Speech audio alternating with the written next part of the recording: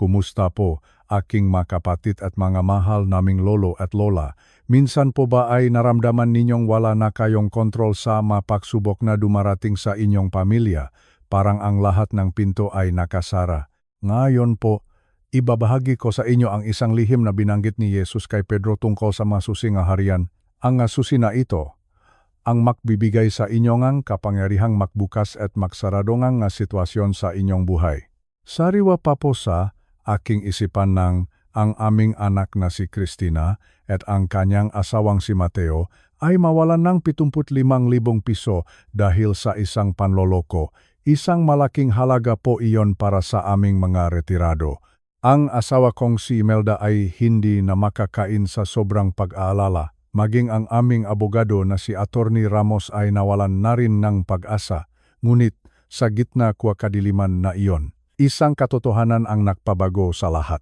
Bago ko po ituloy ang kwento at ipakita sa inyo kung paano namin nabawi ang kapayapaan sa aming tahanan, maaari po bang makomen muna kayo sa ibaba kung saang probinsya o lungsod kayo nanonood ngayon? Gusto ko po kayong makilala at batiin, mga mahal kong kapatid, mga kapwa kong lolo at lola. Maupo muna kayo ng sandaing at tayo ay magkwentuhan. Alam niyo po, sa ating pagtanda, madalas nating maramdaman na parang wala na tayong silbi sa mundo. Parang ang lakas natin ay unti-unti nang nawawala at ang ating tinik ay hindi na pinapakinggan nga mas bata sa atin. Ngunit, bago kayo malungkot, gusto ko pong dalhin ang inyong isipan sa isang pangyayari sa tabing dagat. Maraming taon na ang nakalilipas. Isipin niyo po ang isang lalaking naknangalang Pedro. Si Pedro po ay hindi isang mayamang negosyante. Hindi rin siya isang matalinong guro o isang makapangyarihang pinuno sa gobyerno. Si Pedro po ay isang mangingisda lamang. Isipin niyo ang kanyang kamay. Kamay na magaspang. Puno nga kalyo dahil sa pahila ng lambat araw-araw. Ang kanyang balat ay sunok sa sikat nga araw at marahil ang kanyang amoy ay amoy dagat at isda. Napakaraniwan, napakasimplo, marami sa atin. Isang hapon, habang ang sikat ng araw ay unti-unti nang humahalik sa dagat, hinarap ni Jesus si Pedro. Tiningnan niya si Pedro ng diretso sa mga mata. Hindi siya tumingin sa galing ni Pedro sa pagsasalita. Hindi siya tumingin sa lakingang kinikita nito sa pagtitinda ng isda. Ang tiningnan ni Jesus ay ang puso ni Pedro at doon, sa gitna ng buhangin at amoy ng dagat, binitiwan ni Jesus ang isang pangakong yumanik sa buong mundo.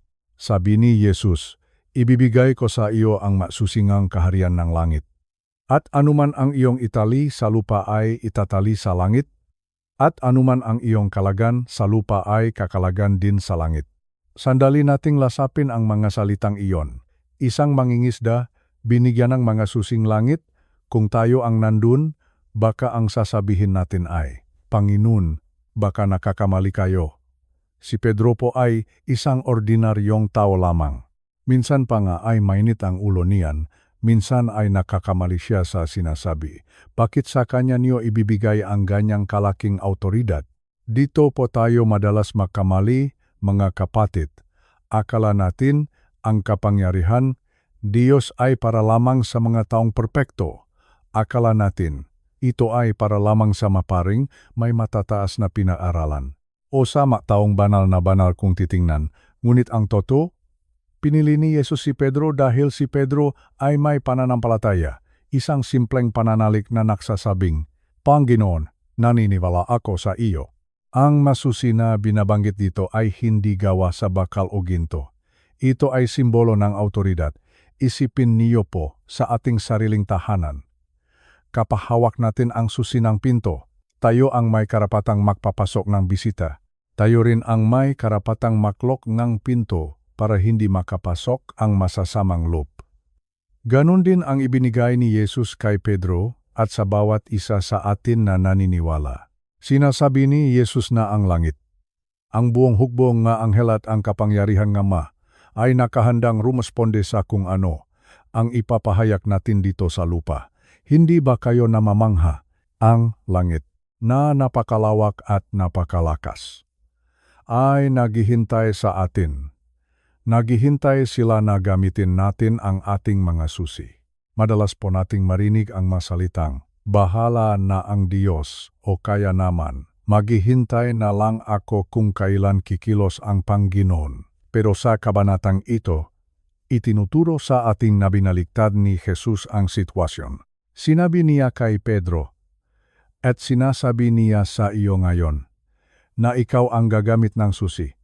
Ikaw ang magbubukas. Ikaw ang magsasara.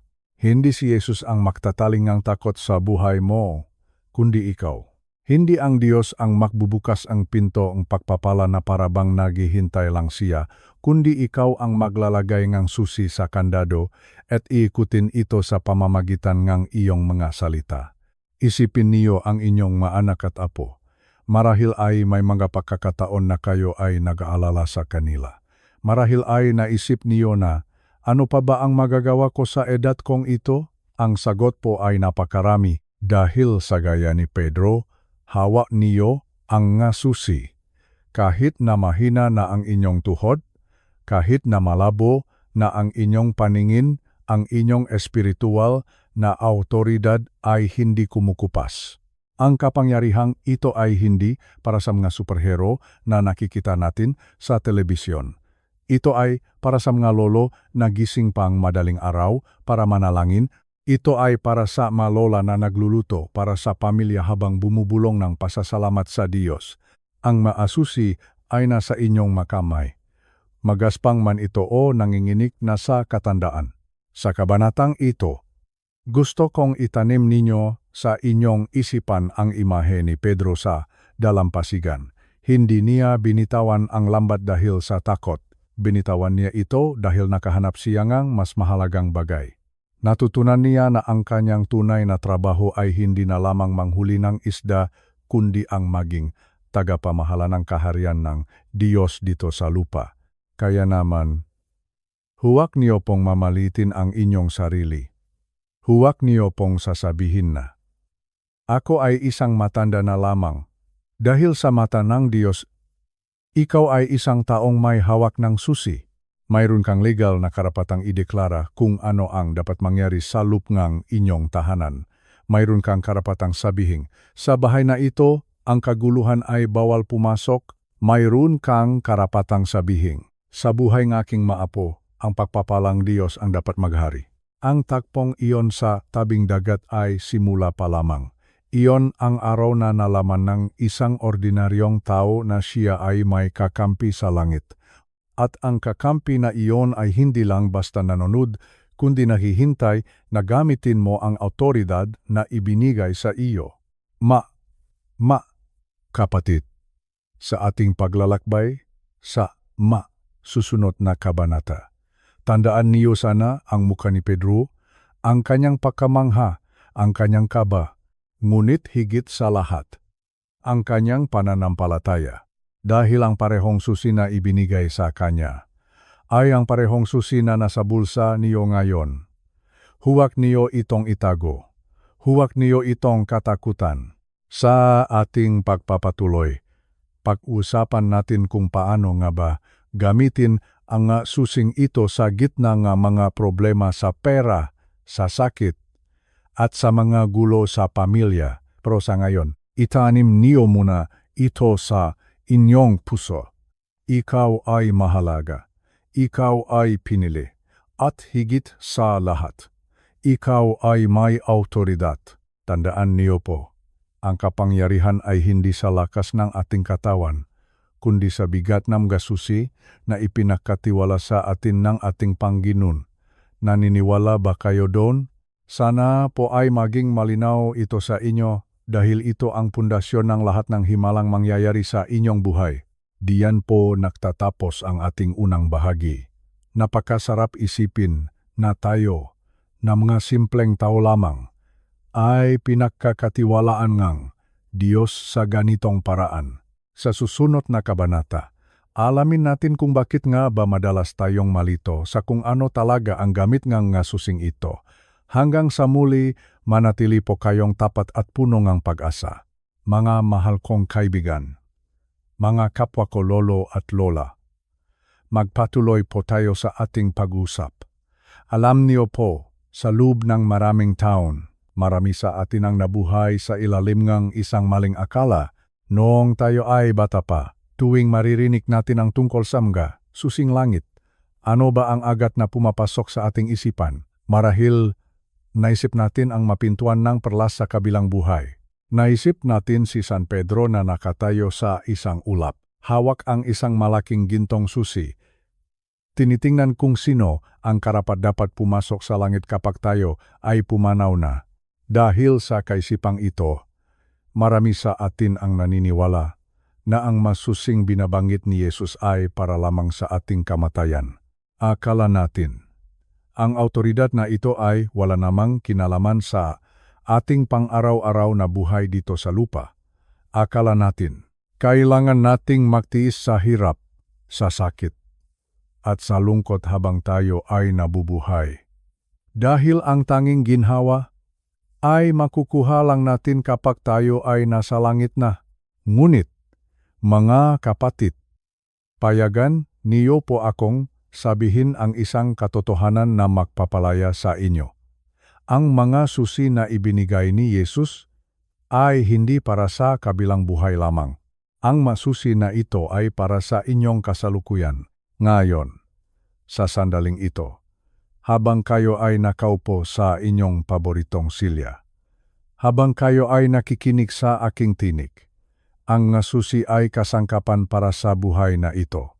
Madalas din natin isipin na ang mga susin, ito ay para lamang sa mga taong nasa pulpito, para lamang sa mga obispo, sa mga pari, o sa mga pastor na may malalalim na boses at maraming alam sa teolohiya. Parang sinasabi natin sa ating sarili, sino ba naman ako? Isang simpleng lola lang ako na nag-aalaga ng maapo. Isang retiradong lolo lang ako na mahilig magdilik ng halaman. Hindi para sa akin ang susing iyan. Mga mahal ko, iyan po ang pinakamalaking kasinungalingan na gustong itanim ng kaway sa inyong isipan. Noong hinarap ni Jesus si Pedro, hindi niya sinabing, Pedro, ibibigay ko ang mga susi sa mga magiging pinunungang simbahan pagdating ng panahon. Ang sabi niya, ibibigay ko sa iyo, kay Pedro, na isang mangingisda, isang taong may mga kapintasan, isang taong gaya natin. Ibig sabihin, ang bawat isa sa inyo, bawat isang naniniwala, ay may karapatang humawak sa mga susing ito. Hindi mo kailangang maging isang dalubhasa sa Biblia para gamitin ang autoridad na ibinigay sa iyo ni Diyos. Ang kailangan mo lang ay ang pag-unawa na ang susing ito ay nasa iyong bulsa na at naghihintay lang na gamitin mo ito sa loob ng iyong sariling tahanan. Isipin niyo po ang isang totoong susi. Kapag gabi na at kayo ay matutulog na, ano ang ginagawa ninyo sa inyong pintuan? Sinasara niyo ang kandado, hindi ba? Ginagawa niyo iyon para maging ligtas ang inyong pamilya mula sa mga masasamang loop. Ginagamit niyo ang susi para protektahan ang inyong pamamahay. Ang espiritual na susi na ibinigay ni Jesus ay may kaparehong gamit. Ginagamit ito para isara ang pinto laban sa takot, laban sa pag-away ng mag-asawa, at laban sa mga negatibong kaisipan na sumisira sa inyong gabi. Ngunit, bakit marami pa rin sa atin ang parang nakakulong? Bakit parang ang daming pinto sa ating buhay ang nananatiling sarado? Ang sagot po ay simple, pero masakit tanggapin. Ito ay dahil hawak nga natin ang susi, pero hindi natin ito ipinapasok sa kandado. Mas gusto nating umiyak sa tapat ng saradong pinto. Mas gusto nating magmakaawa sa Diyos na, Panginoon, pakiusap po. Buksan niyo ang pintong ito, pero ang tugon ng Panginoon sa atin ay, Anak, ibinigay ko na sa iyo ang susi. Bakit mo ako hinihiling na gawin ang isang bagay na binigyan na kita nga kapangyarihang gawin? Ang isang susi ay walang silbi kung ito ay nakatago lang sa iyong aparador. Ang susi ay dapat gamitin, dapat itong paikutin. Dapat itong gamitin ng may paninindigan. Huwag niyo pong hayaang lumipas ang inyong katandaan na nananatili kayong biktima ng inyong masitwasyon. Huwag kayong pumayak na ang tanging magagawa niyo ay magreklamo tungkol sa taas ng presyo ng bilihin o tungkol sa sakit ng inyong rayuma. Gamitin ang susi, ipagbawal ang espiritu ng kakulangan, palayain ang espiritu ng kagalingan. Tandaan niyo po, ang autoridad na ito ay hindi mo kailangang maramdaman para maging totoo. Marahil ay sasabihin niyo, pero wala naman akong nararamdamang kapangyarihan. Mga kapatid, ang susi ay gumagana hindi dahil sa nararamdaman mo, kundi dahil sa disenyo nito. Kapag isinaksak mo ang susi sa kandado at inikot mo ito, gagana ito dahil iyon ang kanyang tungkulin. Ganon din ang iyong pananampalataya kapag nagsalita ka. Kapag ginamit mo ang iyong boses para ideklara ang kalooban ng Diyos, ang langit ay kikilos, nararamdaman mo man ito o hindi. Kaya simulan po natin ngayong araw ang pagbabago ang ating pananaw. Ang ngasusing ito ay para sa inyong sala, para sa inyong kusina, para sa inyong kwarto. Ito ay para sa inyong mga anak na naliligaw nga, landas, at para sa inyong mga apo na nangangailangan ng gabay. Hindi ito panglangit lamang. Ito ay panglupa. Ito ay para sa inyo, ngayon, at magpakailanman. Huwag na tayong mabulak sa maling akala. Ikaw ay hindi lamang isang tagapanut sa kaharian ng Diyos. Ikaw ay isang taong may hawak ng susi. At sa susunod na bahagi, tatalakayin natin kung ano ba talaga ang ibig sabihin ng magkaroon ng legal na karapatan sa harap ng Diyos. Manatili po kayong nakikinig dahil ito ang magpapabago sa inyong panalangin. Ngayon naman po, dumako tayo sa isang paksa na medyo seryoso pero napakahalaga. Ito po ang tinatawag niting legal authority o legal na autoridad. Marahil, kapag naririnig niyo ang salitang legal, ang naalala niyo ay ang ating mga abogado o ang mga dokumento na pinipirmahan natin sa opisina ni Atty. Ramos. Sa ating buhay dito sa mundo, ang legal na autoridad ay ang basehan ng lahat ng ating karapatan. Isipin niyo po, kapag kayo ay may hawak na titulo ng inyong lupa, kahit na may pumasok na ibang tao sa inyong bakuran at sabihing, sa akin ang lupang ito, wala silang magagawa kung hawak niyo ang orihinal na dokumento na may lagda ng gobyerno. Bakit? Dahil mayroon kayong legal na karapatan. Hindi mo kailangang makipag-away o makipagsigawan. Ipakita mo lang ang papel at ang buong puwersa ng batas ay nasa likuran mo. Ganon din po ang ibig sabihin ng susing ibinigay ni Jesus. Ang mga susing ito ay hindi magic. Hindi ito parang anting-anting na isasabit mo sa iyong lig para swertehin ka. Ang masusing ito ay simbolo ng iyong legal na karapatan sa espiritual na mundo.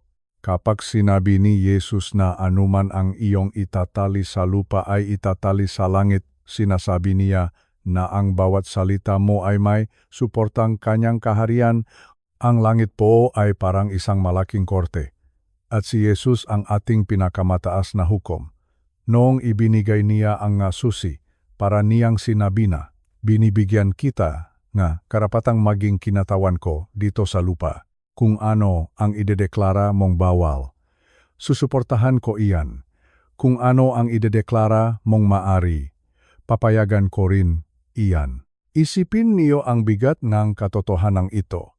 Kapag ang kaaway ay nagdadala ng sakit o kalituhan sa inyong pamilya, hindi niyo kailangang makiusap sa kanya na umalis siya. Hindi niyo kailangang sabihing, pakiusap naman, huwag mo kaming guluhin. Ang dapat ninyong gawin ay tumayo ng matuwid at gamitin ang inyong legal na autoridad. Sabihin niyo, sa pangalan ni Jesus, ang sakit na ito ay ilegal sa aking katawan. Ang kaguluhang ito ay walang karapatan sa aking pamilya. Alam niyo po, ang kaaway ay parang isang ilegal na naninirahan o squatter sa inyong lot. Kapag hinayaan niyo lang siya, mananatili siya doon at gagawa ang gulo. Pero kapag dumating kayo na may hawak na utos mula sa hukuman, kailangan niyang umalis. at ang utos na iyon ay ang salita ng Diyos na inyong binibitawan. Marami sa atin ang nakakalimot na tayo ay maanak ng hari. Bilang maanak ng Diyos, mayroon tayong tinatawag na power of attorney. Ibig sabihin, maari tayong pumirma at magsalita para sa Kanya. Kapag ginagamit natin ang pangalan ni Jesus, iyan ang pirma na nagbibigay ng bisa sa ating mga salita. Ang pirma ang hari ay nasa dokumento ng inyong buhay. Huwag po nating maliitin ang kapangyarihan ng ating boses. Sa ating pagtanda, baka iniisip natin na ang ating boses ay nanginginig na at wala nang nakikinig. Pero sa espiritual na mundo, ang boses ng isang lolo o lola na puno ng pananampalataya ay kasing lakas ng kulok. Ang buong langit ay tumatahimik para pakinggan ang isang taong nakakaalam ng kanilang legal na karapatan. Isipin niyo po si Mateo, ang aking konre, nung nawala ang 75,000 piso, ang unang reaksyon niya ay mawalan ng pag-asa, pakiramdam niya ay ninakawan siya at wala na siyang magagawa. Pero sinabi ko sa kanya, Mateo, hindi tayo biktima. Mayroon tayong legal na karapatang bawiin ang ating kapayapaan. Maaring nawala ang pera sa pisikal, pero hindi natin hahayaang manakaw ang ating pananalig. Nagsimula kaming magsalita ng may autoridad. Hindi kami nanalangin ng parang magkapulubi na nagmamakaawa ng barya. Nanalangin kami ng parang magkatagapagmana na hinihingi ang nararapat sa amin. At alam niyo po, doon namin nakita ang pagkilos ng Diyos. Hindi sa paraang inaasahan namin, kundi sa paraang nagpakita na ang langit ay sumusunod sa ating mga idinedeklara. Ang legal na autoridad ay nangangahulugan din na kailangan nating maging maingat sa ating sinasabi. Kung ang boses mo ay may kapangyarihang magtali at magkalas, huwag mong gamitin ang iyong boses para itali ang iyong sarili sa kabiguan. Huwag mong sabihing, palagi na lang kaming malas. O kaya, siguro ay hanggang dito na lang talaga kami. Sa paggawa niyan, para mo na ring pinirmahan ang dokumento ng iyong sariling pagkatalo. Gamitin ang iyong legal na karapatan para sa kabutihan. Ikalas mo ang iyong mga anak mula sa bisyo, ikalas mo ang iyong asawa mula sa katigasan ng ulo, at itali mo ang pagpapala, itali mo ang proteksyon, itali mo ang pagmamahalan sa loob ng inyong tahanan. Mga mahal kong kapatid, tandaan niyo po, ang kapangyarihang ito ay hindi nanggagaling sa inyong sariling galing. Nanggagaling ito sa katotohanan kayo ay pag-aring Diyos. Kayo ay may legal na katayuan sa Kanyang kaharian. Ang langit ay handang rumesponde. Ang maanghel ay handang kumilos. Ang kailangan na lang ay ang inyong matapang na pahayag. Kaya bukas, pagising niyo, tumingin kayo sa salamin. Huwag lang ang inyong makulubot ang tingnan ninyo. Tingnan ninyo ang isang kinatawan ng langit, isang taong may legal na autoridad na baguhin ang daloy ng kanilang kasaysayan. Hawak niyo ang susi. Mayroon kayong pirmangang hari. Oras na para gamitin ito ng tama. Sa mga susunod nating pag-usap, hihimayin natin ang 3 partikular na lugar kung saan niyo dapat gamitin ang mga susing ito. Ngunit sa ngayon, nawa ay tumimo sa inyong puso na kayo ay may karapatan. Kayo ay may autoridad, at ang Diyos ay nasa inyong panig. Maraming salamat po sa pakikinig. At nawa ay gabayan kayo ng Panginoon sa pagtuklas ng inyong tunay na kapangyarihan. Mga mahal kong lolo at lola, mga kapatid sa pananampalataya, magpahinga muna tayo sandali at pag-isipan ang isang napakalalim na katotohanan. Alam niyo po, sa ating mahabang paglalakbay sa mundong ito, marami tayong pagkakataon na tayo ay tumitingala sa langit at nagtatanong, Panginoon, kailan po kayo kikilos? Bakit parang napakatagang inyong tugon? Madalas nating isipin na ang Diyos ay nasa itaas, pinapanood lang tayo at hinihintay. Niyang tayo ay magmakaawa ng husto bago siya gumawa ng himala. Akala natin, ang langit ay may sariling oras at tayo ay wala ng magagawa kundi ang maghintay ng walang katiyakan. Ngunit, makapatid, dito po papasok ang tinatawag nating spine o ang backbone ng ating buong usapin. Ang katotohanan ay ito, Ang langit ay tumutugon sa autoridad na ginagamit natin dito sa lupa. Isipin niyo po iyon, ang langit ay naghihintay sa iyo, hindi ikaw ang naghihintay sa Diyos. Ang Diyos ang naghihintay sa iyo na gamitin ang masusing ibinigay niya. Marahil ay naguguluhan kayo, sasabihin niyo, pero hindi ba ang Diyos ang makapangyarihan sa lahat? Hindi ba siya ang dapat masunod? Tama po iyon. Ngunit dahil sa kanyang dakilang pagmamahal, binigyan niya ang tao ni pamamahala dito sa mundo. Noong ibinigay ni Jesus ang mga susi kay Pedro, para niyang sinabi na, Pedro, ang pamamahala dito sa lupa ay nasa iyong mga kamay na. Ang anumang pahintulutan mo ay pahihintulutan ko.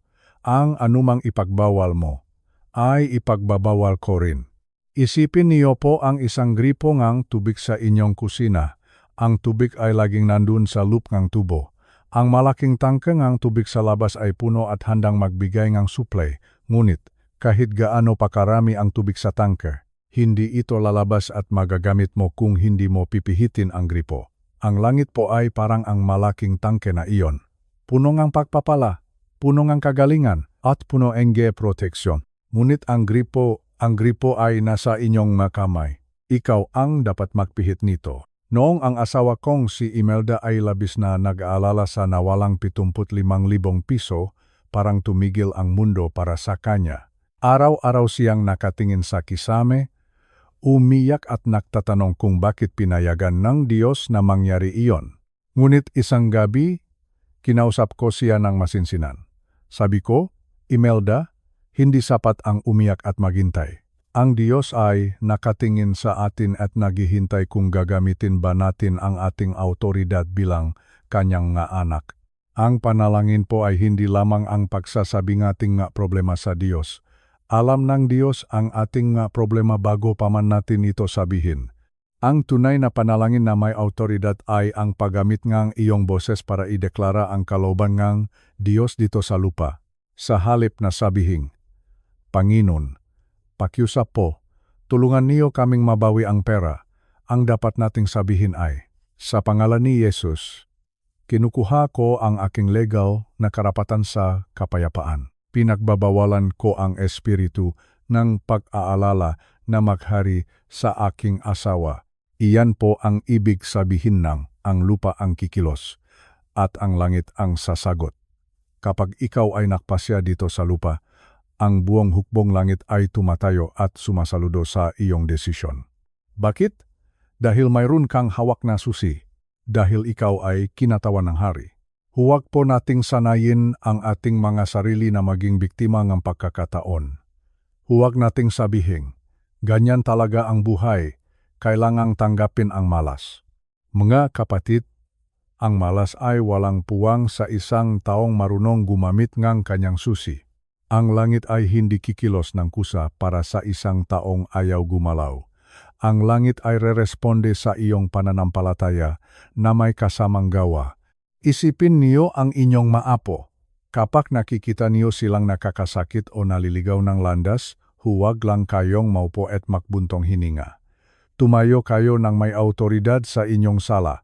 Sabihin niyo, bilang lolo at lola ng tahanang ito, idinedeklara ko na ang aking nga apo ay protektado ng dugo ni Kristo.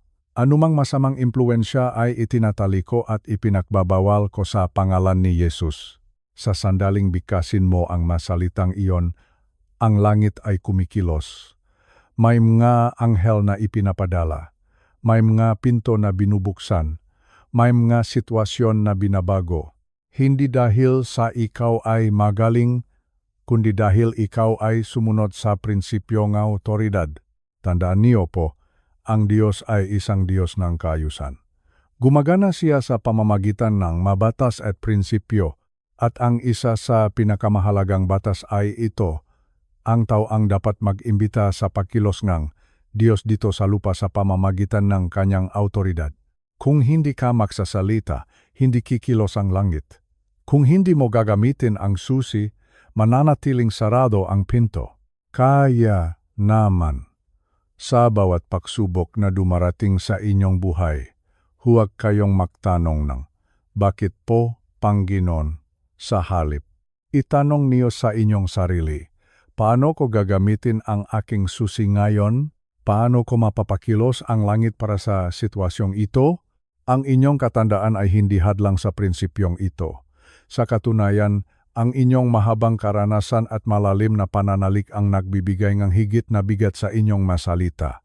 Ang boses ngang isang matanda na nakakaalam ngang kanyang karapatan sa Diyos ay isang boses na kinatatakutan ngang kaway. Mamahal ko, simulan natin ang pagsasanay sa prinsipyong ito. Huwag tayong maghintay sa susunod na taon o sa susunod na buwan. Ngayon mismo, sa loob ng inyong puso, magpasiyak kayong kumilos, magsalita kayo. Ideklara niyo ang inyong tagumpay. At panorin ninyo kung paano sasagot ang langit sa bawat salitang bibitawan ninyo. Ang kapangyarihan ay nasa inyong nga kamay. Gamitin niyo ito ng may tapang at pagmamahal. Ngayon po, dadalhin ko kayo sa isang mas malalim na pag-aral ng nga salitang ginamit ni Jesus. Ito po ang konseptong binding and loosing, o sa ating wika ay pagtatali at pagkakala. Alam niyo po, noong unang panahon, sa panahon ni Jesus, ang mga salitang ito ay hindi lamang mga relihiyosong salita. Ito po ay mga terminong legal na ginagamit ng mga rabbi o mga guro ng batas. Kapag sinabi na isang rabbi na, itinatali ko ito, ang ibig niyang sabihin ay, ipinagbabawal ko ito o idinedeklara ko na ito ay ilegal. At kapag sinabi naman niyang, kinakalagan ko ito, ang ibig sabihin ay, pinahihintulutan ko ito o idinedeklara ko na ito ay legal. Napakasimple po, hindi ba? Pero ang epekto nito sa ating espiritual na buhay ay napakalaki. Isipin niyo po ang inyong sarili bilang isang mambabatas sa loob ng inyong sariling buhay at tahanan. Binigyan kayo ni Jesus ng kapangyarihan na gumawa ng magabatas na dapat sundin ng espiritual na mundo sa inyong paligid. Ano ba ang ibig sabihin na binding o pagtatali sa ating pang-araw-araw na buhay? Ang pagtatali ay ang paggamitin na iyong autoridad para sabihin, hindi ka pwede dito. Halimbawa, kapag nararamdaman mo na ang espiritu ng takot ay unti-unting lumalapit sa iyo dahil sa mga balitang naririnig mo sa telebisyon, imbes na hayaan mo itong pumasok sa iyong isipan, sabihin mo, itinatali ko ang espiritong takot, idinedeklara ko na ikaw ay ilegal sa aking isipan, wala kang karapatang manatili dito. Sa paggawa niyan, para mong nilalagyan ng posas ang isang kriminal na gustong pumasok sa inyong bahay, nililimitahan mo ang kanyang kilos. Ipinagbabawal mo ang kanyang presensya. Sa kabilang banda, ano naman ang lusing o pagkakala? Ito naman ang pagpapahintulot sa mga mabuting bagay na galing sa Diyos na dumaloy sa inyong buhay. Ito ang pagsasabing, pinapayagan ko ang kapayapaan ng Diyos na maghari sa aking puso. Idinedeklara ko na ang kalusugan at lakas ay legal sa aking katawan. Madalas po nating marinig ang mga matatanda na nagsasabingang bawal makasakit o kaya bawal ang malungkot.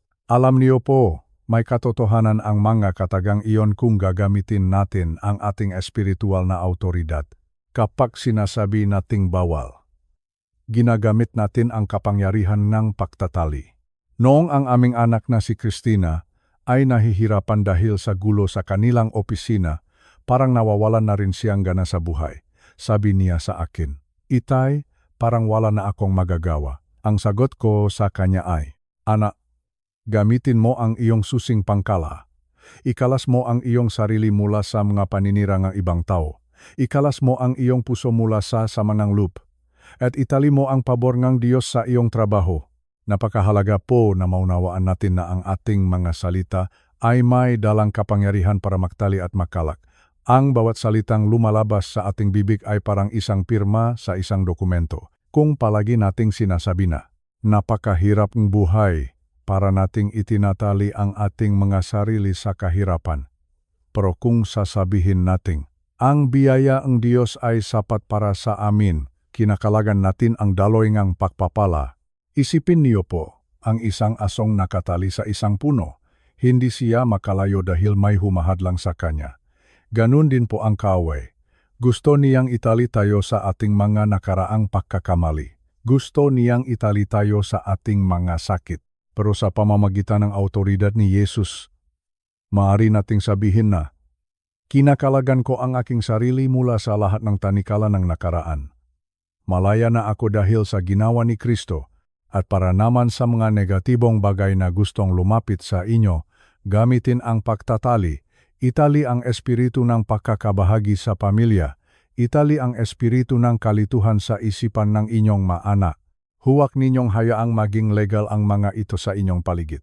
Mga kapatid, ang pagtatali at pagkakala ay hindi lang para sa mga malalaking problema. Maaari niyo itong gamitin sa maliliit na bagay sa loob ng bahay. Kapag parang ang init-init ng ulo ng inyong asawa, tumigil kayo sandali at bumulong. Itinatali ko ang galit sa puso ang aking asawa at kinakalagan ko ang pagmamahalan at pangunawa sa aming dalawa. Subukan niyo po ito. Panorin ninyo kung paano magbabago ang atmosfera ng inyong paligid. Ang langit ay nakikinig. Ang langit ay naghihintay ng inyong deklarasyon. Hindi niyo kailangang sumigaw. Ang autoridad ay hindi nasa lakas ng boses kundi nasa bigat ng salitang binitawan ng may pananampalataya. Ang pag-unawa sa pagtatali at pagkakala ang magbibigay sa inyo ng kumpiyansa na harapin ang anumang bukas. Hindi na kayo matatakot sa anumang masamang balita dahil alam niyo na mayroon kayong kapangyarihang magbawal at magpahintulot. Kayo ang mambabatas sa inyong sariling buhay sa ilalim ng pamamahala ng Panginoon. Kaya naman, sa bawat pagsubok, tanungin ang sarili. Ano ang dapat kong itali ngayon? At ano naman ang dapat kong ikalas? Gamitin ang inyong nga susi. Huwag hayaang kalawangin ang mga ito sa inyong bulsa. Ang inyong masalita ay may bisa. Ang inyong autoridad ay toto. Tandaan niyo po, ang Diyos ay nagbigay ng pahintulot. Ang langit ay nakatayo na sa inyong likuran. Ang kailangan na lang ay ang inyong matapang na pahayag dito sa lupa, pagtatali at pagkakala. Ito ang inyong siningang pakikipagbaka sa espiritual na mundo. Gamitin ito ng may pagmamahal at karunungan at makikita ninyo ang kaluwalhatian ng Diyos sa inyong buhay araw-araw. Diyan po muna nagtatapos ang ating ika-5 kabanata. Sa susunod na bahagi, tatalakayin natin ang isang tunay na karanasan kung saan ang mga susing ito ay nagligtas sa aming pamilya mula sa isang malaking panganib. Huwag po kayong mawawala dahil ito ay lalong magpapatatag sa inyong pananalig. Maraming salamat po at pagpalain kayo ng may kapal. Mahal kong kapatid, kapwa ko lolo at lola. Dumating na tayo sa bahaging aking kwento na medyo masakit sariwain. Ngunit napakahalagang ibahagi. Alam niyo po, sa buhay ng isang pamilyang Pilipino, ang pera ay hindi lang basta papel o barya. Ito ay bungangang pawis ng pagtitiyaga at ng mga sakripisyo para sa kinabukasan ng ating mga anak at apo. Naalala ko pa po ang hapong iyon. Nakaupo ako sa aming beranda habang nagtitimplang kape. Ang aking asawa, si Imelda, ay abala sa pag-ayos ng mga bulaklak. Biglang dumating ang aming anak na si Christina at ang kanyang asawang si Mateo. Sa unang tingin ko pa lang sa kanilang mga mukha, alam ko nang may hindi magandang nangyari. Maputla si Christina at si Mateo naman ay hindi makatingin sa akin ng diretso. Pumasok kami sa loob ng bahay. Doon, sa gitna ng aming sala, ibinuhos nila ang kanilang nararamdamang bigat. Nalinlang po sila. Isang taong akala nila ay mapagkakatiwala ang kumuhang kanilang pinahirapang pera. Ang halaga po ay 75,000 piso. Para sa iba, marahil ay maliit na halaga lamang ito. Pero para sa amin, para sa isang pamilyang nagsisikap, ang 75,000 piso ay napakalaking bagay. Iyon po ang perang inilaan nila para sa matrikula ng aming mga apo at para sa pambayad ng mga utang na dapat nang matapos. Isipin niyo ang sakit na naramdaman nila, ang galit, ang hiya, at ang kawalan ng pag-asa. Ang aking asawa, si Imelda, ay agad na napahagulgol. Sabi niya, bakit tayo pinabayaan ng Diyos? Bakit nangyari ito sa atin kung kailan tayo ay tumatanda na at wala ng sapat na lakas para kumita ulit? Ang kanyang masalita ay puno ng pait. At ako, bilang haligi ang tahanan, naramdaman ko rin ang hapdi sa aking puso.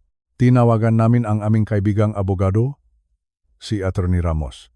Inasahan namin na mayroon siyang sasabihing magandang balita o kahit man lang isang paraan para mabawi ang pera. Ngunit, pagkatapos niyang pakinggan ang detalyeng nangyari, malungkot siyang sumagot. Sabi ni Attorney Ramos, pasensya na po, pero mukhang malabo na nating makuha pa ang pera. Ang taong iyon ay nawala na parang bula. At ang mga dokumentong hawak natin ay hindi sapat para kasuhan siya sa korte. Parang isang malamig na tubig na ibinuhos sa amin ang mga salita ng abogado. Wala nang magagawa ang batas ng tao, wala nang magagawa ang aming mga luha. Ang 75,000 piso ay tila naglaho na ng tuluyan. Noong gabing iyon, hindi ako makatulog. Pinapanot ko ang aking asawang si Imelda na mahimbing na sana ang tulog. Pero bakas pa rin sa kanyang mukha ang pag-alala. Naisip ko, magiging biktima na lang ba kami? Tatanggapin na lang ba namin na kami ay tinalong masamang loop? Doon ko po naalala ang ating napaaralan tungkol sa mga susi. Naalala ko ang sinabi ni Jesus kay Pedro sa tabing dagat, ibibigay ko sa iyo ang nga susi nga kaharian. Bigla po akong napaupo sa aking kama. Naisip ko, Attorney Ramos, maaring sinabi mo na wala nang magagawa ang korte dito sa lupa. Ngunit, mayroon pang isang korte na mas mataas sa korte na tao. Mayroon akong hawak na mga susi na hindi nakikitang mata, pero may kapangyarihang magbukas ng pinto na isinarang ang kaaway. Tumayo ako at pumunta sa aming sala. Sa dilim ng gabi, nagsimula akong magsalita. Hindi ako nanalangin ng may takot, nanalangin ako ng may autoridad. Sabi ko, sa pangalan ni Jesus, itinatali ko ang espiritu ang kawalan sa pamilyang ito. Ipinakbabawal ko ang lungkot na ito na lamunin ang aking asawa at mga anak. Kinakalagan ko ang kapayapaan ng Diyos na higit sa lahat ng pangunawa. Alam niyo po, hindi naman biglang lumitaw ang 75,000 piso sa aming lamesa kinabukasan. Pero may nangyaring mas mahalaga. Ang bigat sa aming dibdib ay nawala. Ang takot ay napalitan ng lakas. Nagsimula kaming kumilos hindi bilang mga biktima, kundi bilang mga taong may autoridad. Ito ang puntong aking kwento. Ang masusi ay hindi mo gagamitin kapag mayos ang lahat. Gagamitin mo ang masusi kapag ang pinto ay nakasara. Kapag ang sitwasyon ay tila wala ng pag-asa. Nung sinabi NG Mundo na tapos na kayo, sinabi nga susi na simula palang itong pakilos ang Diyos. Kaya naman, kung kayo po ngayon ay may kinakaharap na katulad na problema, marahil ay pera, o baka naman ay problema sa kalusugan, huwag kayong tumigil sa pag-iyak. Tumingin kayo sa inyong kamay. Hawak niyo ang susi. Ang langit ay nahihintay na gamitin niyo ang inyong autoridad. Huwag po nating hayaan na ang 75,000 piso o anumang halaga ang magdikta ang ating kaligayahan. Mayroon tayong kayamanan sa langit na hindi nananakaw ng sinumang manloloko. At ang kayamanang iyon ay maaari nating makuha sa pamamagitan ng ating pananalig. Mga kapatid, ang kwento ng aming pamilya ay patunay na ang Diyos ay hindi natutulog, ngunit kailangan niya ang ating boses. Kailangan niya ang ating desisyon dito sa lupa. Sa mga susunod na kabanata, hihimayin natin kung paano ko partikular na ginamit ang masusing ito para baguhin ang takbo ng aming buhay. Manatili po kayong nakikinig dahil ang inyong tagumpay ay abot kamay na rin. Magpatuloy po tayo sa ating paglalakbay.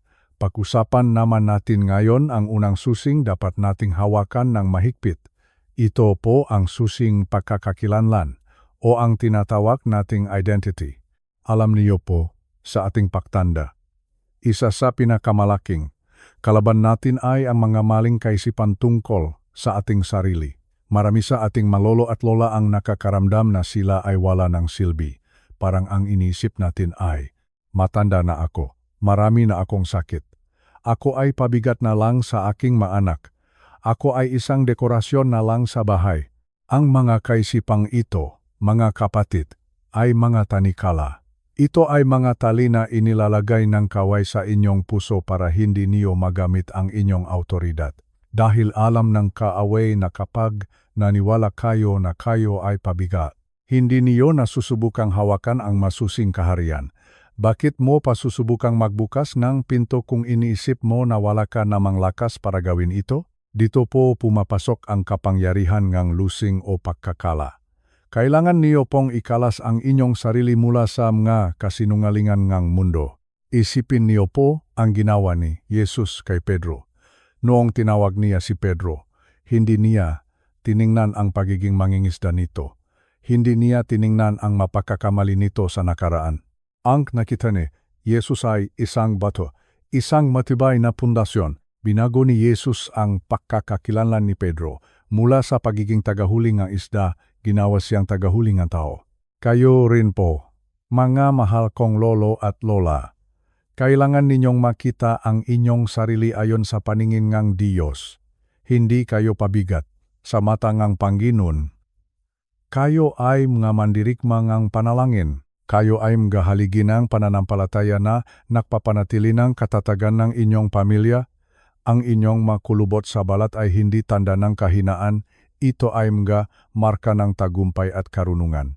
Noong ang asawa kong si Imelda ay lugmok sa lungkot dahil sa nawalang pera, sinabihan ko siya. Sabi ko, Imelda, tumingin ka sa akin. Hindi ka isang kaawa-awang matanda na naloko. Ikaw ay anak ng kataas-taasang Diyos. Ikaw ay may autoridad na hindi kayang kunin ng kahit sinong manloloko. Ikalas mo ang iyong sarili mula sa hiya, ikalas mo ang iyong sarili mula sa sisi. Napakalakas po ngang kapangyarihan kapag ang isang tao ay nagsimulang sumang-ayon sa kung ano ang sinasabi ng Diyos tungkol sa kanya. Kapag sinabi mong, ako ay malakas sa Panginoon, kahit na masakit ang iyong likod, ikaw ay nagpapalaya ng iyong tunay na identidad. Kapag sinabi mong, ang aking boses ay mahalaga, ikaw ay nagbubukas ng pinto para sa iyong mapat. Ang kaaway po ay takot sa isang lola na alam niyang mahal ng Diyos siya. Takot ang kaaway sa isang lolo na alam niyang siya ay may karapatan sa kaharian. Bakit? Dahil ang taong nakakaalam ng kanyang tunay na pangalan ay hindi basta-basta mapapaluhod ng problema. Gamitin niyo po ang susing nga identidad ngayong araw. Ipagbawal niyo ang nga salitang wala na akong kaya. Itatali natin ang espiritu ng pagkatalo at kakalagan natin ang katotohanan na kayo ay pinili. Kayo ay itinalaga at kayo ay may mahalagang misyon pa sa mundong ito. Huwag niyo pong hayaan na ang inyong nakaraan o ang inyong nga pagkakamali ang magdiktang inyong bukas.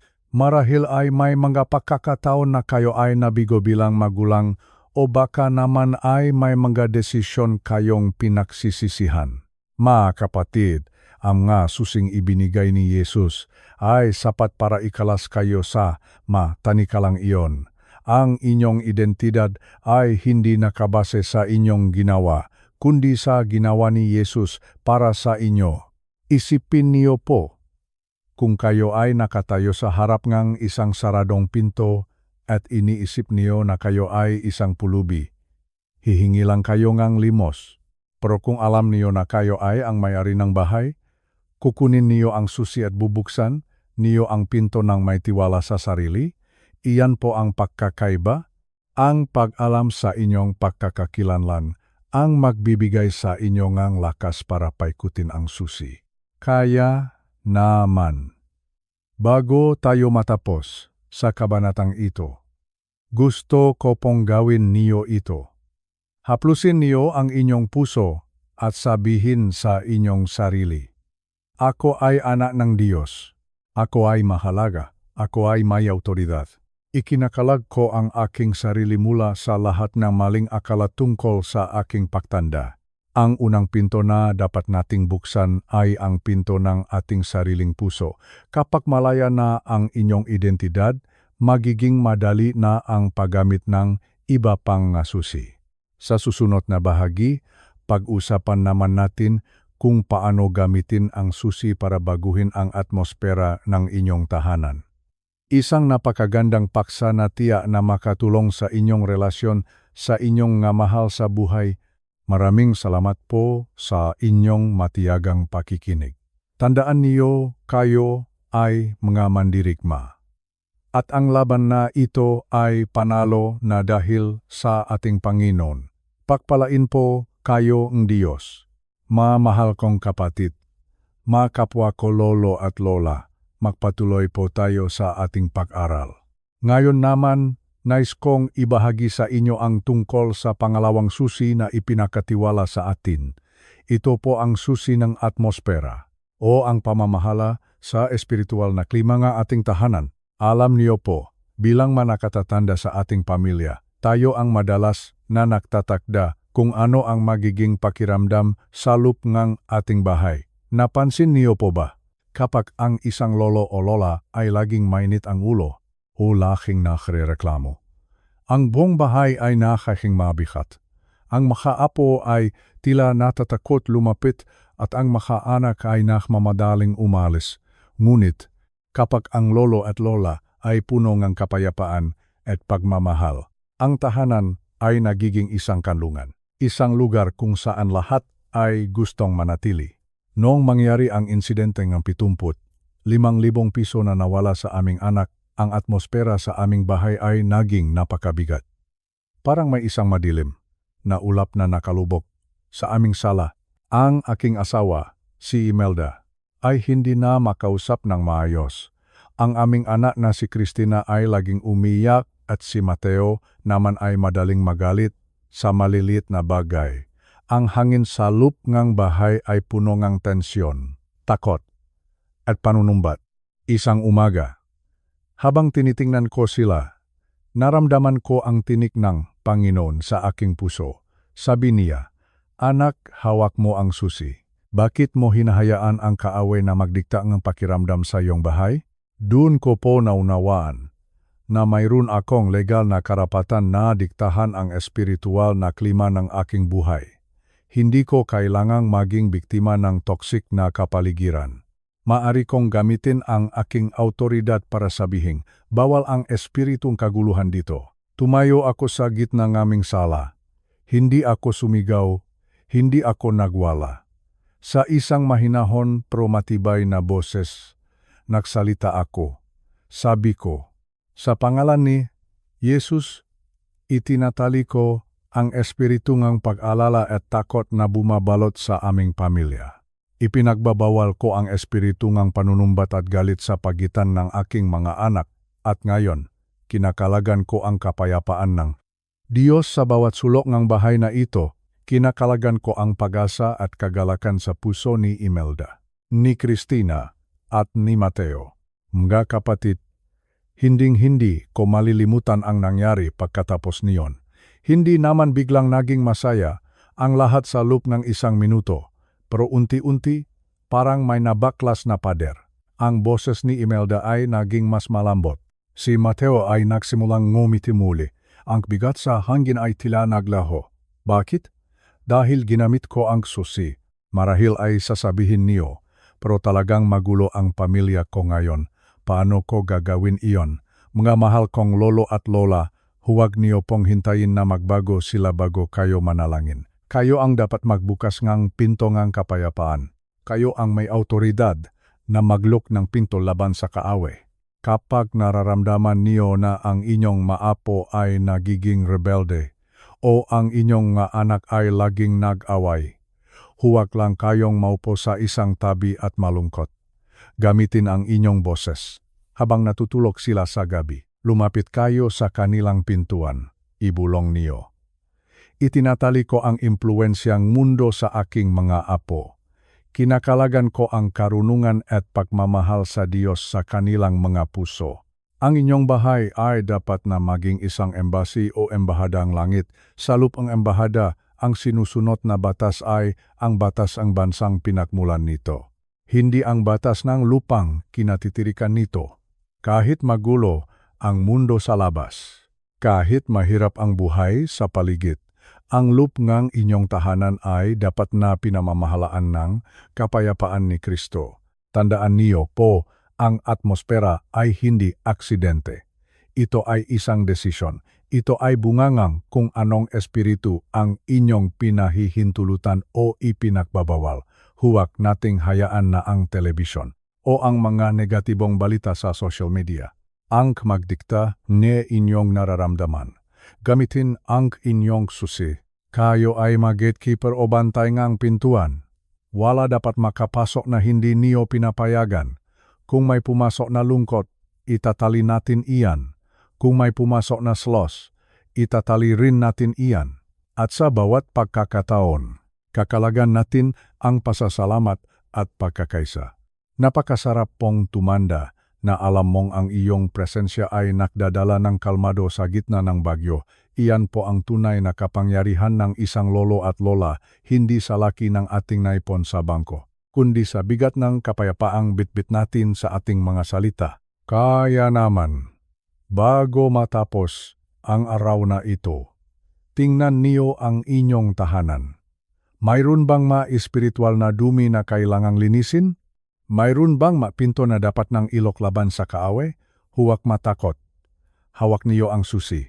Magsalita kayo ng may pagmamahal at autoridad. At panorin niyo kung paano magiging paraiso ang inyong tahanan sa gitna ng mundong ito. Magpatuloy po tayo sa huling bahagi ng ating pagtalakay sa tatlong partikular na susi. Ito po ang susi ng destinasyon o ang pagbubukas ng mapinto ng pagkakataon at pagpapala na inihanda ng Diyos para sa inyo at sa inyong buong pamilya. Marami po sa atin ang pakiramdam ay lockout o nakasara ang pinto sa mapangako ng Diyos. Marahil ay naisip niyo, nanalangin naman ako, nakbabasa naman ako ng Biblia. Pero bakit parang hindi dumarating ang tulong? Bakit parang laging sarado ang pinto para sa amin?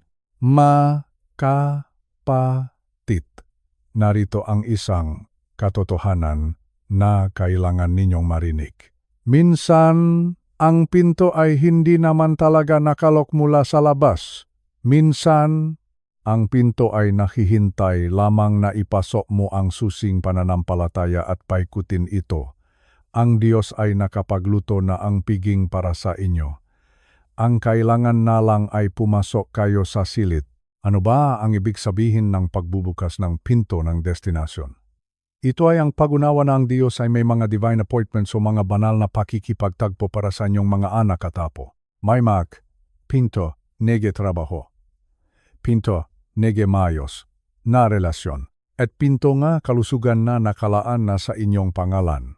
Ngunit, ang mga pintong ito ay madalas nananatiling sarado dahil hindi natin ginagamit ang ating autoridad para ikakalag o ilus ang mga pagpapalang ito. Isipin niyo po, noong kami ay nawalan ng 75,000 piso, parang ang pinto ng aming kinabukasan ay sumara ng malakas, ang iniisip namin ay wala ng paraan, wala ng bukas. Pero isang gabi, habang ako ay nananalangin, parang nakita ko ang isang susing may nakasulat na pananampalataya. Naunawaan ko na ang aking tungkulin ay hindi ang magmakaawa sa Diyos na lumihang bagong pinto. Ang tungkulin ko ay hanapin ang pintong ginawa na niya at gamitin ang aking boses para buksan ito. Nagsimula akong magsalita para sa destinasyon nega aking anak na si Christina.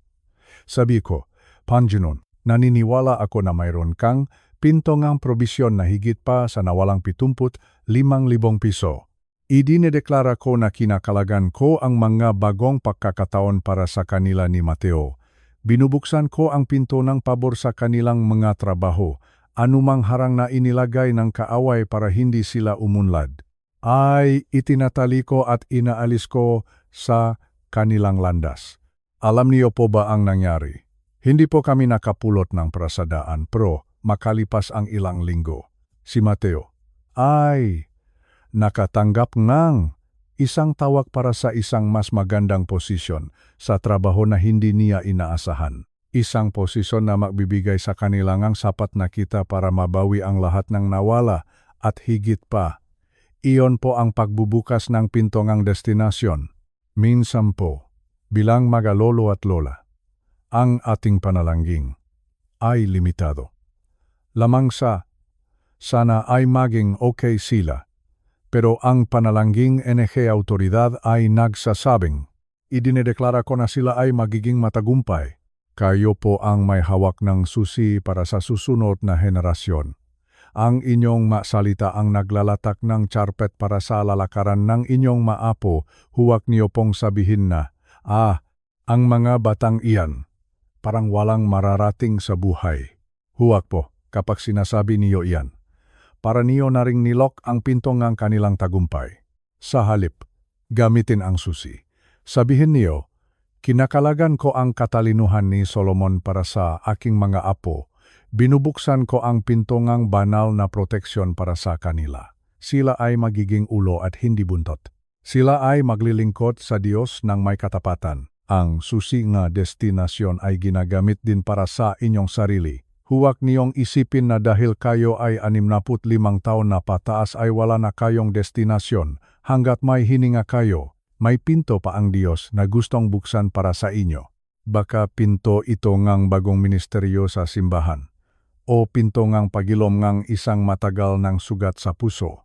O pinto ngang paglalakbay na matagal niyo ng pangarap. Huwag po kayong tumingin sa inyong edad, tumingin kayo sa inyong susi. Ang autoridad ay walang expiration date hanggat naniniwala ka. Ang bawat salita mo ay may bisa. Tandaan niyo po ang kwento ni Abraham at Sarah. Sila ay matanda na, lampas na sa panahon ng pagkakaroon ng anak. Ngunit may pinto ang Diyos na binuksan para sa kanila. Kinailangan lang nilang paikutin ang susingang pananampalataya sa pamamagitan ng paniniwala sa sinabi ng Panginoon. Kaya naman, ngayong gabi, bago kayo matulog, ilista niyo sa inyong isipan ang pintong gusto niyong makitang magbukas. Para ba ito sa kalusugan ng inyong asawa? Para ba ito sa matrikulang ninyong apo? O para sa kapayapaan ng inyong isipan? Pagkatapos, tumayo kayo ng may dignidad. Gamitin ang inyong boses. Paikutin ang susi.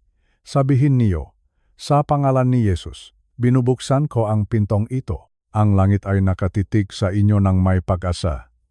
Ang buong kaharian ay naghihintay na marinig ang tunok ng pag-ikot ng kandado. Huwag niyo silang paghintayin ng matagal. Gamitin ang inyong ikatlong susi at panorin kung paano dadaloy ang mga himala sa inyong buhay at sa inyong buong angkan.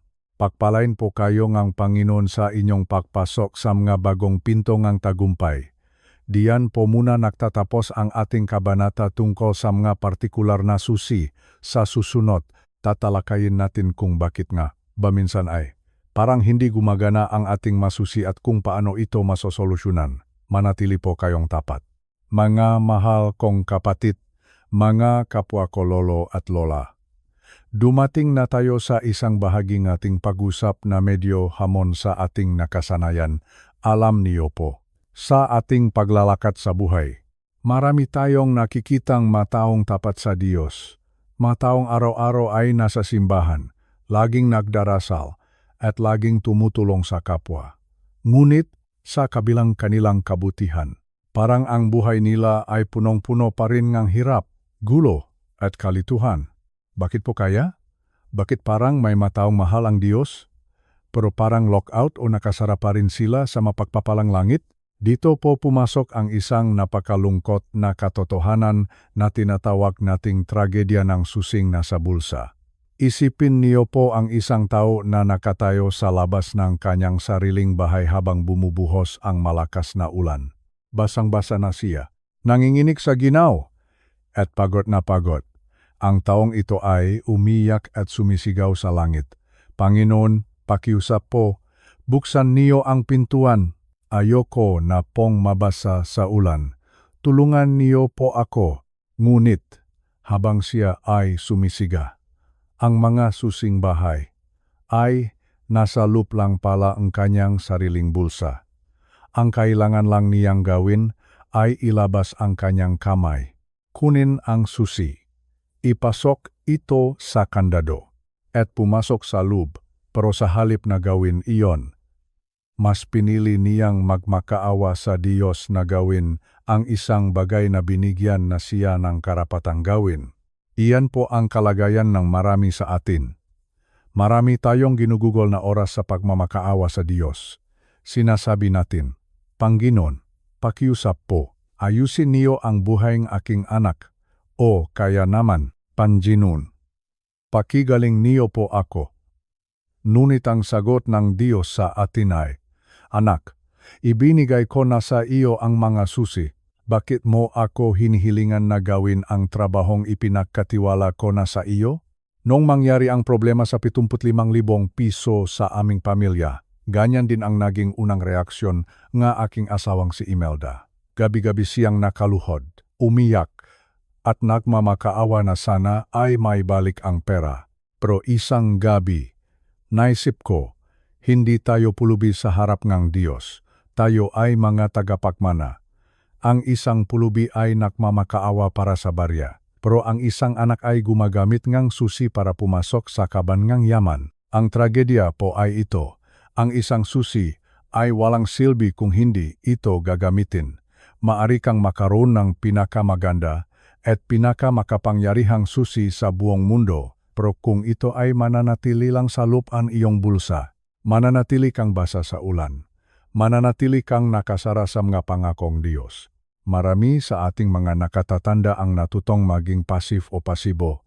Ang iniisip natin ay, kung gustong Diyos na pagpalain ako, gagawin niya iyon. Pero ang prinsipyo nga susi ay nagsasabing, ang Diyos ay nakahanda ng pagpalain ka. Pero ikaw ang dapat magbukas ng pinto. Hindi po kasalanan ng Diyos kung tayo ay nahihirapan. Madalas, ito ay dahil sa hindi natin paggamit ng autoridad na ibinigay niya. Isipin niyo po, ang isang pulis ay may autoridad na pahintuin ang trapiko. Kapag itinaas niya ang kanyang kamay, humihinto ang mga sasakyan. Hindi niya kailangang magmakaawa sa mga driver. Hindi niya kailangang umiyak para tumigil sila. Ginagamit lang niya ang kanyang autoridad. Tayo rin po, binigyan tayo ni Jesus ng susi ng kaharian. Ibig sabihin, mayroon tayong karapatang itigil ang mga gawang kadiliman sa ating buhay. Kung may sakit, gamitin ang susi. Kung may gulo sa pamilya, gamitin ang susi. Huwag niyo pong hayaan na maging dekorasyon lang ang inyong pananampalataya. Huwag niyo pong hayaan na ang inyong mapanalangin ay maging listahan lang ng reklamo sa Diyos. Simulan nating ilabas ang susi mula sa ating mga bulsa. Simulan nating harapin ang mapintong nakasara ng may kumpiyansa. Ang Diyos ay hindi nagbibigay ng susi para lang tayo ay humanga rito. Ibinibigay niya ito para tayo ay makapasok sa ating destinasyon. Ang inyong nga anak, ang inyong nga apo, ang inyong kalusugan. Lahat ng ito ay nangangailangan ng isang lolo at lola na marunong magpihit ng kandado. Kaya naman, ngayong araw na ito, itigil na po natin ang pag-ugalingang isang biktima. Itigil na natin ang pagmamakaawa para sa mga bagay na ibinigay na sa atin. Kapag nanalangin kayo, huwag kayong lumapit ng may takot. Lumapit kayo ng may hawak na susi. Sabihin niyo, Panginoon, salamat dahil ibinigay mo sa akin ang autoridad na ito. Ngayon po, gagamitin ko ang aking susi para buksan ang pintong kapayapaan sa aking tahanan. Huwag po nating hayaan na lumipas ang ating buhay na ang masusi ay nananatiling makintab dahil hindi nagagamit. Mas gusto ko pang makita ang isang susing gasgas na at lumadahil sa dalas ng paggamit. Dahil ibig sabihin niyon, ang taong may hawak nito ay marami ng pintong binuksan para sa kanyang pamilya. Magsimula na tayong kumilos. Magsimula na tayong magbukas. Ang langit ay naghihintay lamang sa tunok ng pag-ikot ng iyong susi. Magpatuloy po tayo sa ating paglalakbay. Pag-usapan naman natin ngayon kung paano nga ba natin aktual na ginagamit ang susing ito. Sabi natin, ang susi ay hindi dapat nasa bulsa lang. Ngunit, paano ba nating ito inilalagay sa kandado? Ang sagot po ay simple, sa pamamagitan ng ating mga salita o ang tinatawag nating declaration. Alam niyo po, marami sa atin ang nabubuhay based sa ating feelings o nararamdaman. Sinasabi natin, wala akong nararamdamang kapangyarihan ngayon. O kaya, parang hindi naman ako malakas. Parang ang lungkot-lungkot ko pa rin. Mga kapatid, narito ang isang napakahalagang aral. Ang autoridad ay hindi nararamdaman. Ito ay ipinapahayag. Ang susi ay hindi gumagana dahil sa emosyon mo. Gumagana ito dahil sa disenyo nito at sa pagpihit mo rito. Isipin niyo muli ang isang hukom sa korte.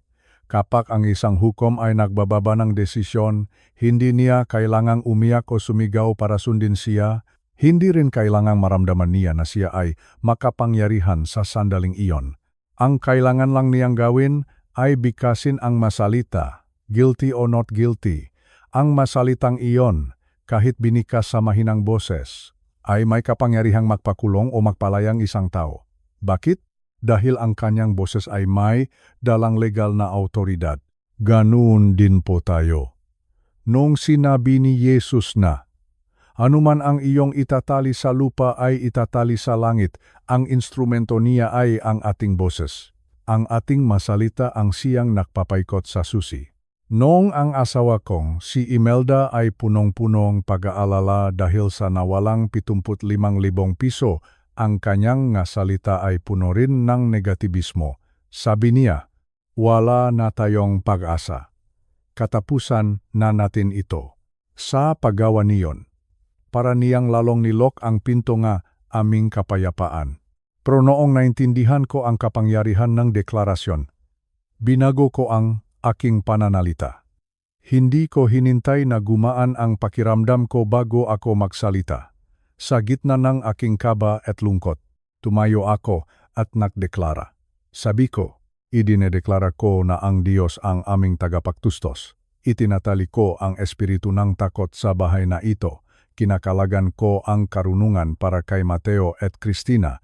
Mga kapatid, kailangan ninyong maunawaan na ang inyong bibig ay isang control center o sentro ng control ng inyong buhay.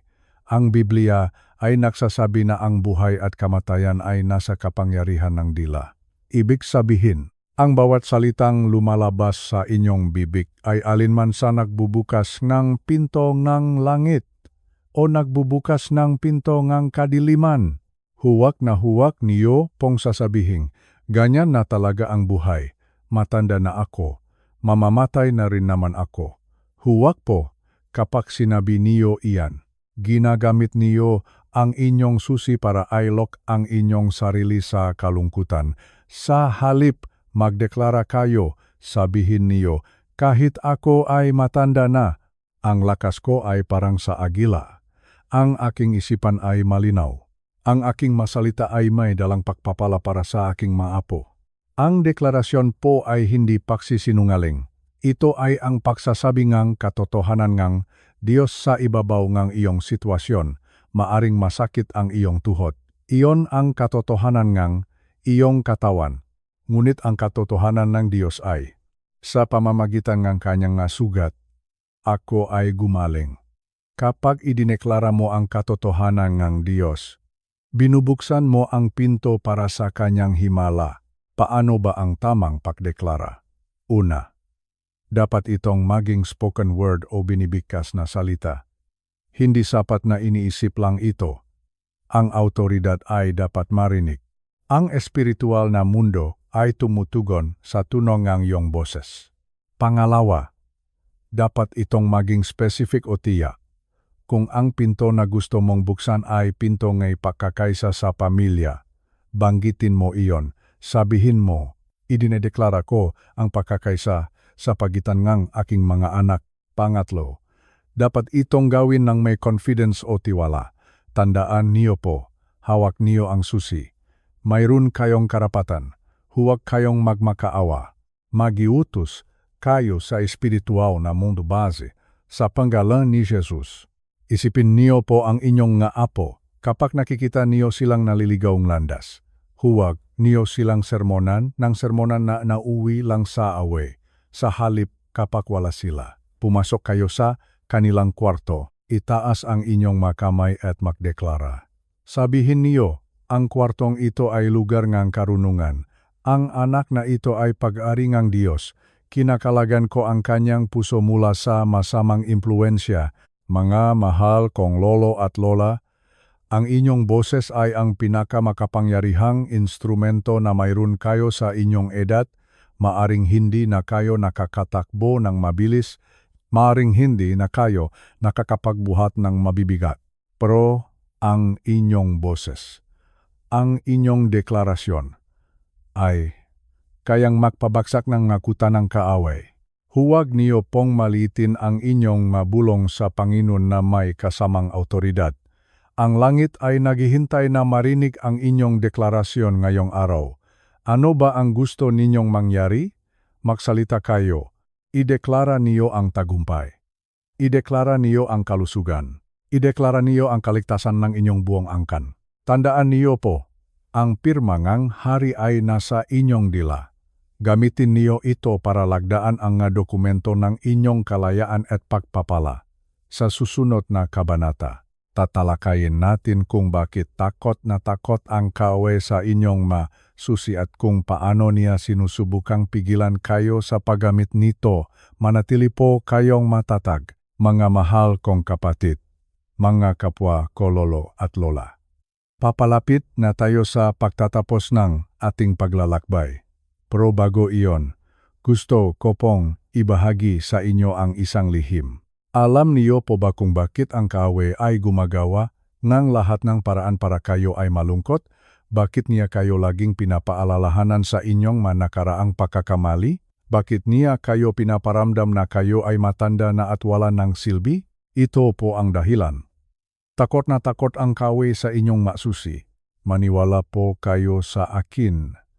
Ang kaaway ay hindi takot sa inyong kabutihan. Hindi siya takot kung gaano kayo kadalas magpunta sa simbahan kung hindi niyo naman alam ang inyong autoridad. Maaari kang maging pinakamabait na tao sa mundo, pero kung hindi mo alam kung paano gamitin ang iyong legal na karapatan, hindi ka niya katatakutan. Ngunit ang kaaway ay nanginginig sa takot sa sandaling maunawaan mo kung sino ka kay Kristo. Kapag nalaman mo na ikaw ay hindi lamang isang matanda na naghihintayng dapit hapon, kundi isang kinatawan ng hari na may hawak ng mga susi nga kaharian, doon po siya nagsisimulang manginig. Isipin niyo po ang isang kawatan na pilit na pumapasok sa isang bahay. Hindi siya takot sa ganda ng pintura ng bahay. Hindi siya takot sa mahal na kurtina. Pero ang sandaling marinig niya ang tunog ng susi na pumapasok sa kandado. At ang tunog ngang pag-ikot nito, doon siya nakakaroon ngang kaba. Bakit? Dahil alam niya na ang may-ari ngang bahay ay gising at ginagamit ang kanyang karapatan. Ang taktika ngang kaaway sa ating mga nakatatanda ay ang paggamit ng sisi o guilt. Palagi niyang ibubulong sa inyo. Naalala mo ba nung nakamali ka nung kabataan mo? Naalala mo ba noong hindi mo nabigyan ng magandang buhay ang iyong mga anak? Karapat-dapat ka bang humawak ng susingang Diyos? Kapatid, ang magabulong na iyan ay isang smokescreen o panakip butas lamang. Ginagawa niya iyan para mawala ang inyong atensyon sa susing nasa inyong kamay. Gusto niyang bitawan niyo ang susi dahil sa hiya. Gusto niyang isipin niyo na ang susi ay para lang sa mga taong perpekto. Pero tandaan niyo po si Pedro. Si Pedro po ay nakamali. Itinatwa niya si Jesus ng 3 beses. Pero binawi ba ni Jesus ang susi? Hindi po. Dahil ang susi ay ibinibigay hindi dahil sa ating pagiging perpekto, kundi dahil sa ating pananalig sa Kanya na perpekto.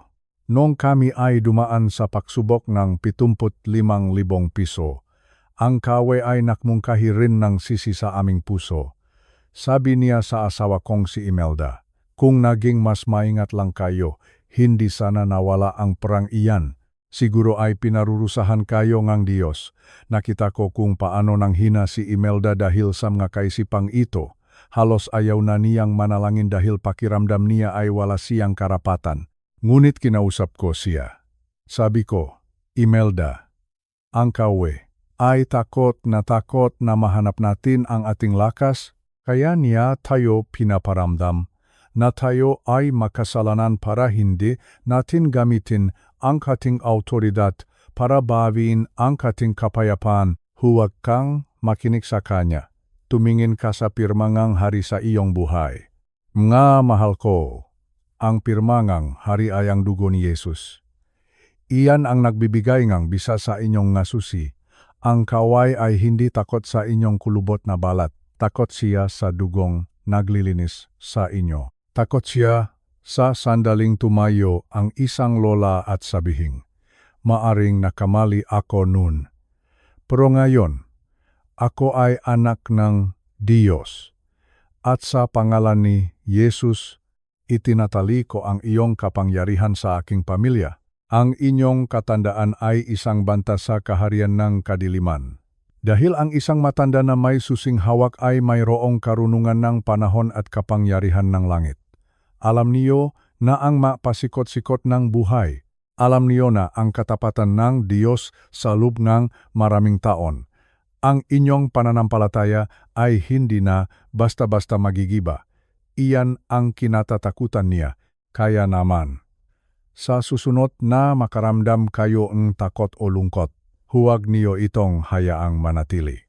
Alalahanin niyo na kayo ay may dalang kontraban o mga bagay na ipinagbabawal ngangit sa inyong buhay. Ang lungkot ay illegal. Ang takot ay illegal. Ang kawalan ngang pag-asa ay illegal. Tumayo kayo ng matuwid. Haplusin ang inyong masusi sa espiritual na paraan. Sabihin niyo sa kaawe, nanginginig ka dahil alam mo na alam ko na ang aking karapatan. Hindi mo na ako maloloko. Hawak ko ang susi. At gagamitin ko ito ngayong araw. Ang kapangyarihang ginamit ni Jesus para magpalayas ng mga demonyo, para magpagaling ang may sakit, at para patahimikin ang bagyo, ay ang kaparehong kapangyarihang nasa inyong kamay. Nakatata na ang inyong pangalan sa listahan ng mga may autoridad sa langit. Huwag niyo pong malitin ang inyong sarili. Kayo po ay magaigante sa espiritual na mundo. Sa bawat panalanghin niyo na may kasamang autoridad, ang buong kaharian ng kadiliman ay nakakagulo dahil alam nilang hindi na sila makakapanaig. Gamitin ang inyong masusi. Hayaan ninyong manginig ang kaaway habang nakikita niya kayong nakbubukas ng mapinto ng pagpapala para sa inyong maapo. Ipakita niyo sa kanya na ang isang matanda sa Panginoon ay ang pinakamapanganib na kalaban na maaari niyang makatakbo. Dahil ang taong walang takot ay ang taong alam na ang susi ay laging gumagana. Narito na po tayo sa huling kabanata ng ating pag-usap. Marami na tayong natalakay mula sa dalampasigan ng Galilea kasama si Pedro hanggang sa ating mga sala at kusina dito sa Pilipinas. Ngunit ang lahat ng ating napag-usapan ay mananatiling kwento lamang kung hindi natin gagawin ang huling hakbang. Ito po ang pag-ikot ng susi. Mga kapatid, sapat na ang pag-aral. Sapat na ang pag-unawa. Ngayon po ay oras na ang aksyon. Ang susi ay hindi nagbubukas ng pinto sa pamamagitan lamang ng pagtitig dito.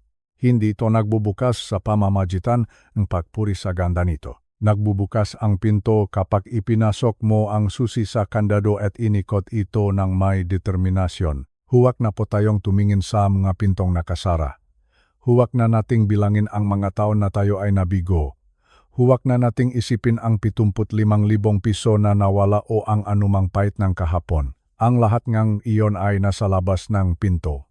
Ang mahalaga ay ang kung ano ang gagawin niyo ngayon sa sandaling ito. Habang nakikinig kayo sa aking tinig, gusto kong tumayo kayo. Kung hindi niyo kayang tumayo sa pisikal, tumayo kayo sa inyong espiritu. Itaas ang inyong makamay. Damhin niyo ang bigat ng autoridad na ibinigay sa inyo ni Jesus. Ngayon na ang oras para magsalita. Huwag kayong magmakaawa sa Diyos na gawin ang binigay na niya sa inyong kapangyarihan. Sa halip, magpasalamat kayo sa Kanya at gamitin ang inyong boses. Sabihin niyo, sa pangalan ni Jesus, idinideklara ko ang kalayaan ng aking pamilya. Itinatali ko ang bawat sakit at karamdaman sa aking katawan. Ipinagbabawal ko ang espiritu ng kamatayan at aksidente sa aking mga mahal sa buhay. Kinakalagan ko ang saganang probisyon ngang Diyos sa aming tahanan, iyan po ang tunog ngang pakikot ng susi. Naririnig niyo ba ang klik ng kandado? Iyan ang tunog ng kalayaan. Marahil ay sasabihin niyo, pero wala pa rin akong nakikitang pagbabago, mga mahal kong lolo at lola, huwag kayong palinlang sa inyong nakikita.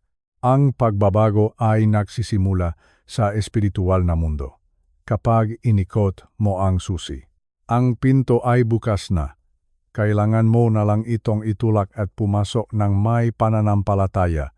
Ang aming pamilya ay hindi agad naging milyonaryo pagkatapos naming manalangin para sa nawalang pera. Pero ang aming puso ay naging payapa, ang aming nga anak ay nakaroon ng bagong pag-asa, at dahil bukas na ang pinto nege destinasyon, ang makapagpapala ay nagsimulang dumating sa makaparang hindi namin inasahan. Kayo rin po, huwag kayong mapagod sa paggamit ng inyong nga susi. Gawin niyo itong bahagi ng inyong bawat umaga. Pagising niyo pa lang, ikot na agad ang susi. I-lock ang pinto laban sa lungkot. At I-open ang pinto para sa kagalakan. Para sa inyong maapo na marahil ay malayo sa inyo, gamitin ang susi. Abutin silang ang inyong madeklarasyon. Ang inyong boses ay walang distansya. Ang inyong autoridad ay abot hanggang sa kabilang panig ng mundo. Tandaan niyo po, ang pirma ngari ay hindi kumukupas. Ang kapangyarihan ni Jesus ay hindi nababawasan sa paglipas ng panahon. Ang parehong susi na nakpabangon kay Lazarus mula sa kamatayan ay ang parehong susi na hawak ninyo ngayon. Huwag kayong matakot na gamitin ito ng paulit-ulit. Ang langit ay hindi napapagod na sumagot sa inyo. Sa katunayan, ang langit ay nagagalak kapag nakikita nila ang isang anak ngang Diyos na lumalakat ng may autoridad. Sa pagtatapos ng seryang ito, nais kong iwan sa inyo ang isang panalangin at isang hamon. Huwag niyo pong hayaan na ang video na ito ay maging isa lang sa manapanood niyo. Gawin itong simulang ng inyong bagong buhay bilang isang KBRer o tagapagdalang susi. Kayo ay mahalaga. Kayo ay may silbi. Kayo ay may kapangyarihan. Ang inyong pagtanda ay ang inyong prime time o ang pinakamagandang panahon para ipakita ang kaluwalhatian ng Diyos. Tumayo kayo ng may dignidad, magsalita ng may autoridad, at panoorin ninyo kung paano susunod ang langit sa bawat desisyong gagawin niyo dito sa lupa. Ang pinto ay bukas na, ang kailangan na lang ay pumasok kayo. Maraming salamat po sa inyong pagsama sa akin sa paglalakbay na ito. Nawa ay manatili ang kapayapaan at pagpapala ng ating Panginoong Yesus sa inyong lahat, ngayon at magpakailanman.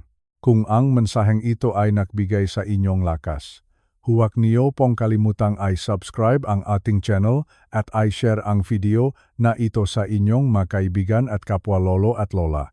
Sabay-sabay tayong gumamit ng ating mga susi ngayong araw. Pagpalain po kayong Diyos ng may masaganang buhay at matibay na pananalig hanggang sa muli nating pakikita.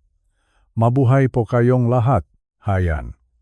Unti-unti na namang lumulubok ang araw sa ating munting bakuran.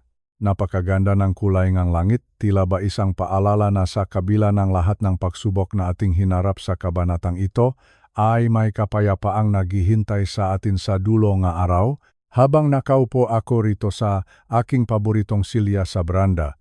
Naalala ko ang lahat ng ating pinag-usapan kanina. Alam niyo, sa edad kong ito, nalagpas na sa 65 taon, marami na akong nakitang pagbabago sa ating paligid. Ngunit may mga bagay na hindi kailanman dapat magbago. Ang pagmamahalan sa loob ng ating tahanan. Naalala ko tuloy ang sinabi nga aking lolo noong ako ay bata pa. Sabi niya, anak, ang tunay na kayamanan ay hindi nasusukat sa dami ngang pera sa pitaka. Kahit pa mayroon kang 10,000 piso o higit pa, Kung wala namang pagkakaisa ang pamilya, ay parang wala ka na ring dala. 1,000, 2,000. Aanhin mo ang perang iyan kung hindi mo naman kasalo ang mga mahal mo sa buhay sa hapagkainan?